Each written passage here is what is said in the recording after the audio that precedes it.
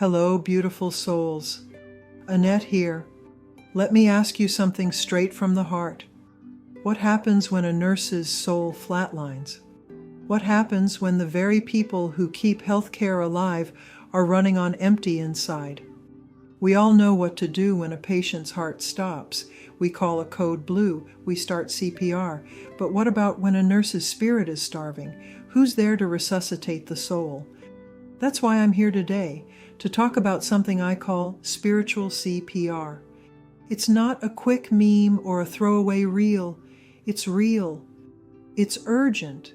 And it might just be the lifeline you need if you're a nurse, a caregiver, or even a patient searching for hope.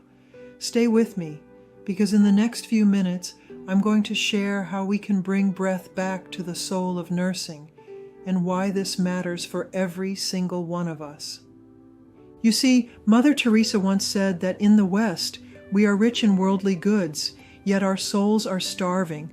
Think about that for a moment. We have access to technology, equipment, medications, supplies, policies, but the soul of healthcare is hungry, and it's nurses who are on the front lines. We are the soul of healthcare.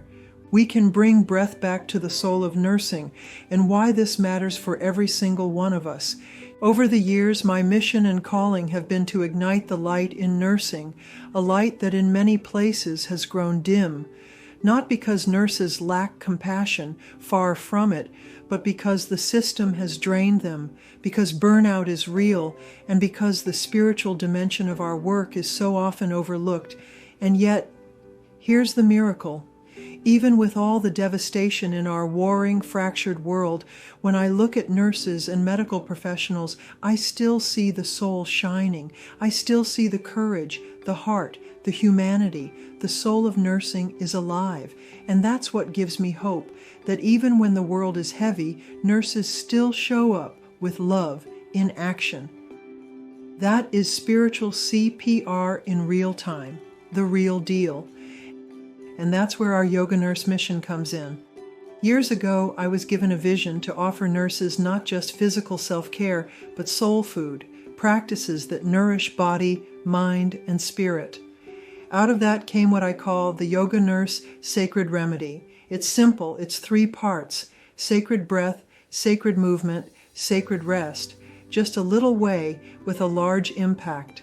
I know it works because thousands of nurses across the world have learned these remedies. They're teaching them in hospitals, in wellness centers, in private practices, and in their own homes.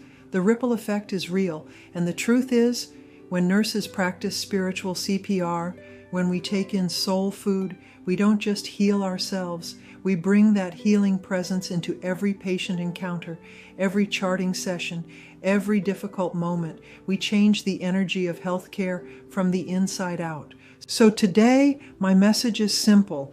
Spiritual CPR is not a luxury. It's not optional. It is essential, because when the soul of nursing is nourished, everyone benefits. Patients feel it, families feel it, communities feel it, and that's the heart of the YogaNurse movement, to offer nurses everywhere a way to rekindle their light, to restore their faith in themselves, and to remember the deeper purpose of nursing, which is healing.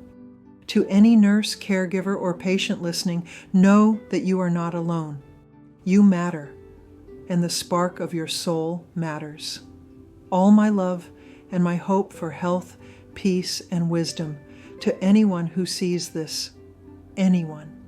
This is Annette, the YogaNurse, inviting you to join us in this movement of spiritual CPR.